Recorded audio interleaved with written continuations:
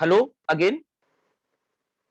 Screen पर आपके सामने है एक मेमोरी मैप, जिससे कि आप याद रख सकते हो this is a memory map to understand better Sheehan's syndrome. तो मैं ये बताना चाह रहा हूं आप लोगों को आज गायनिकोलॉजी के इस टॉपिक में कि व्हाट इज शेयन्स सिंड्रोम।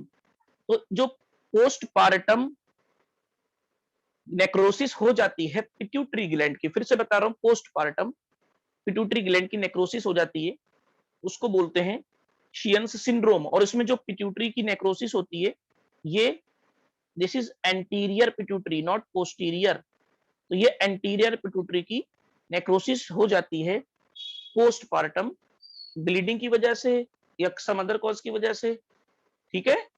उसको हम बोलते हैं शियंस सिंड्रोम। तो मैं इसको एक डिफाइन कर देता हूं पहले एक बार, तो सिर्फ सुन लो आप लोग, डेफिनेशन को सुनना है, बाकी कुछ नहीं करना है, कोई नोट करने की जरूरत नहीं है। इस बात का ध्यान रखना कि आप लोगों को नोट करने की बिल्कुल जरूरत नहीं है। इंपॉर्टेंट जो पॉइंट है मैं आपको खुद बता दूंगा नोट करने के लिए, तो सिर्फ एक बार सुन लीजिए।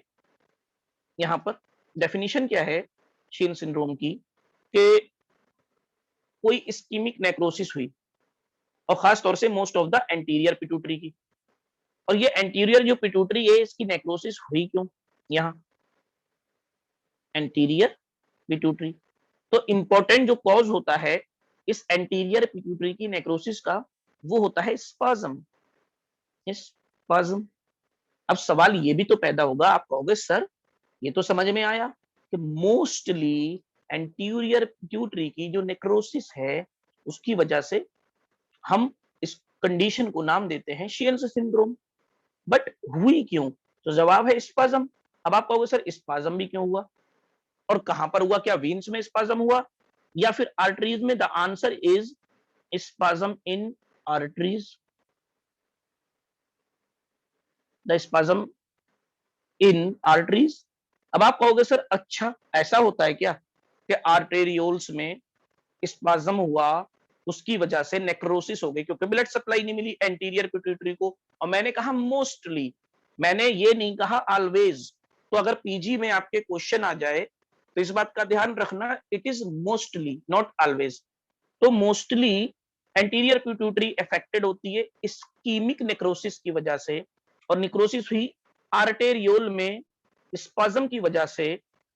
और ये स्पाज्म कब हुआ, कब कब हुआ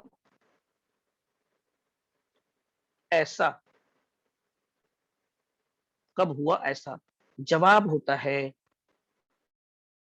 कब हुआ ऐसा, जब चाइल्ड बर्थ के दौरान या उसके बाद सीवियर हेमरेज हो जाए या शॉक हो जाए। क्योंकि जब हेमरेज होगा या शॉक होगा पेशेंट को, उस वक्त ब्लड सप्लाई बहुत कम हो जाएगी एंटीरियर पिट्यूटरी साइड, और वहां स्पाज्म हो जाएगा और ब्लड सप्लाई और कम हो जाएगी, नेक्रोसिस होगी और डेवलप होगा एक सिंड्रोम। इसके कुछ क्लिनिकल फीचर्स होते हैं नोन एज शियंस सिंड्रोम। अब स्क्रीन पे जो आपके सामने एक मेमोरी मैप है, तो जो भी कुछ मैंने बताया है आपको, ठीक है, जितने भी पॉइंट्स मैंने अभी एक्सप्लेन किए हैं यहाँ पर आपके सामने, वो मौजूद है एक मेमोरी मैप के रूप में। तो आप इसको सेव कर लेना या फिर इसका स्क्रीनशॉट लेके रख लेना, या इसको अपने मोबाइल में फोल्डर में सेव कर लेना, ठीक है। तो जूम पे ऑप्शन आता है सेव करने का, आप कर सकते हो। नेक्स्ट मैं इसमें आपको कुछ और बात बताना चाहता हूं, जो मैं लेके आता हूं स्क्रीन पर शियन सिंड्रोम के बारे में, कि ये एक्यूट और क्रोनिक दो तरह का हो सकता है। तो एक्यूट भी हो सकता है, क्रोनिक भी हो सकता है। तो एक्यूट शियन सिंड्रोम और क्रोनिक शियन सिंड्रोम, ठीक है ना। तो यहाँ पर अगर न्यूरोलॉजिकल सिम्टम होंगे तो हेडेक होगा, विजुअल डिस्टरबेंस होंगे, कोमा हो सकता है। जनरल सिम्टम की हम बात करें एक्यूट में, तो एक्सट्रीमली फटीग फील करेगी फीमेल, डिबिलिटी फील करेगी, हाइपोटेंशन हो सकता है, लो ब्लड प्रेशर होगा। ऑप्स की बात करें अगर जो सिम्टम्स की, तो लैक्टेशनल फेलियर हो सकता है, पता लगा कि ब्रेस्ट फीडिंग इसलिए नहीं करा पा रही है कि दूध नहीं बन रहा है। और एमिनोरिया होगा, ठीक है ना। मेटाबॉलिक अगर हम फीचर्स की बात करें तो हाइपोग्लाइसीमिक हाइपोनेट्रीमिया हो सकता है एक्यूट शियन सिंड्रोम में। अभी बात कर लेते हैं इधर क्रोनिक शियन सिंड्रोम की, तो मैंने इसको रेड कलर से लिख दिया।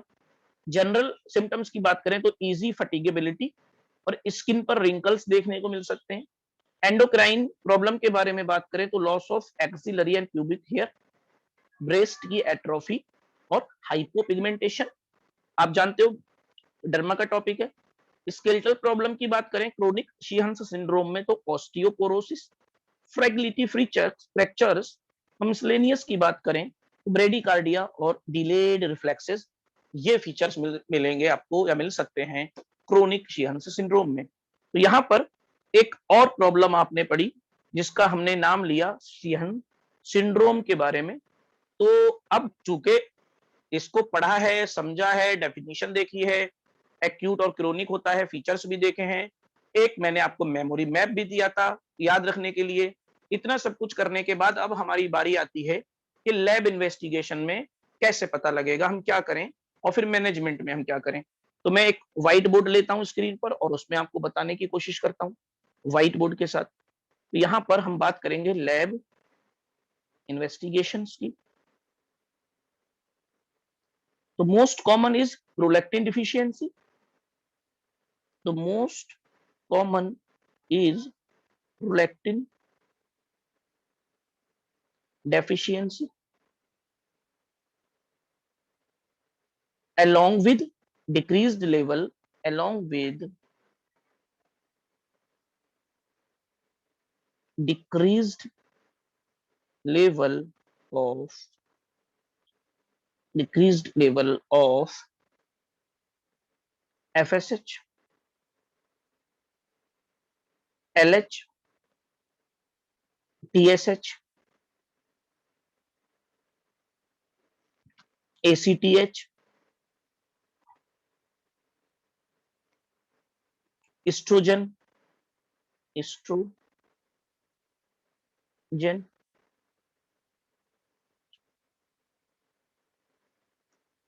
तो ये सारे एंटीरियर पिट्यूटरी के hormone, follicle stimulating hormone anterior pituitary से निकलता है, उसकी तो नेक्रोसिस हो गई है तो डिक्रीज हो जाएगा लेवल।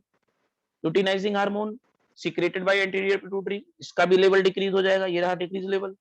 थायराइड स्टिमुलेटिंग हार्मोन, इसका लेवल भी डिक्रीज हो जाएगा, इसका लेवल भी डिक्रीज हो जाएगा। और एड्रीनोकोर्टिकोट्रोपिक हार्मोन, इसका लेवल भी डिक्रीज हो जाएगा due to necrosis of anterior pituitary gland. और नेक्रोसिस को क्या बोलेंगे हम, शियंस सिंड्रोम। तो मोस्ट कॉमन प्रोलैक्टिन डिफिशियंसी होती है, तो ये याद रखना कि ये मोस्ट कॉमन है।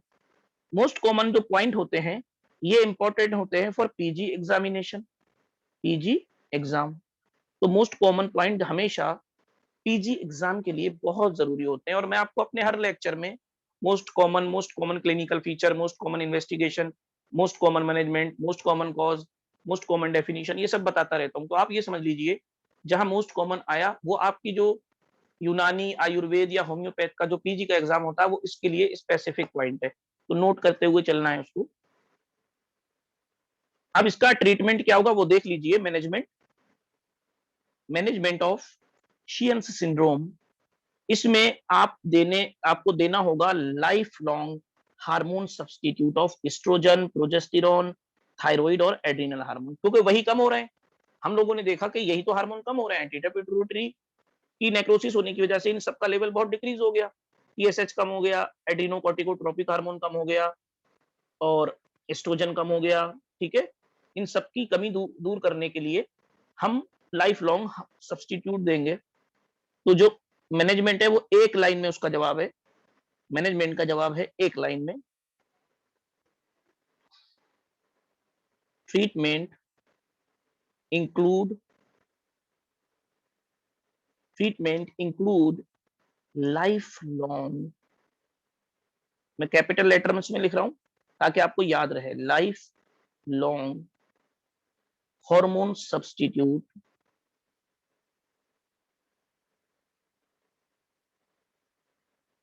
हार्मोन सब्सटीट्यूट ऑफ, इसको मैं कलर चेंज करके लिख रहा हूं ताकि आपको याद रहे कि किस किस का सब्सटीट्यूट देना। तो कलर चेंज करके मैंने लिखा एस्ट्रोजन, इसको ई से डिनोट कर दिया मैंने। इसके साथ देना है प्रोजेस्टेरॉन, इसको पी से डिनोट कर दिया मैंने। साथ में थायराइड हार्मोन, थायराइड हार्मोन, ठीक है, इसकी ड्रग्स और adrenal hormone plus adrenal hormone. तो एड्रीनल हार्मोन को मैंने AH लिख दिया। ये रहा मैनेजमेंट ऑफ शीहन्स सिंड्रोम। तो आप लोगों को इसको याद रखना है अच्छे से, और जो मोस्ट इंपॉर्टेंट पॉइंट्स हैं, मोस्ट कॉमन पॉइंट्स हैं, वो आपके पीजी एग्जाम के लिए भी इंपॉर्टेंट है और वाइवा के लिए भी है। तो प्रिपरेशन दोनों तरह से किया कीजिए। एक, अपने यूजी के एग्जाम की प्रिपरेशन कंटिन्यू रखिए। सेकंड, आप वाइवा के लिए मोस्ट कॉमन पॉइंट पे ज्यादा फोकस करिए। थर्ड, आप इन मोस्ट कॉमन पॉइंट को पीजी के एग्जाम में जो एमसीक्यू सॉल्व करते हैं उस पर भी अप्लाई कर सकते हैं, वहां आपको ये पॉइंट्स मिलेंगे। तो आपको जो क्लासेस है मेरी 3 in 1 हमेशा के लिए माइंड में लेके चलनी है। 3 in 1 क्लासेस, एक यूजी प्रिपरेशन, आपके एग्जाम, सेकंड वाइवा का अरेंजमेंट, तीसरा आपके पीजी के एग्जामिनेशन पॉइंट ऑफ व्यू से इंपॉर्टेंट फैक्ट और इंपॉर्टेंट पॉइंट्स का रिवीजन। तो ये थी जानकारी अबाउट शीयंस सिंड्रोम।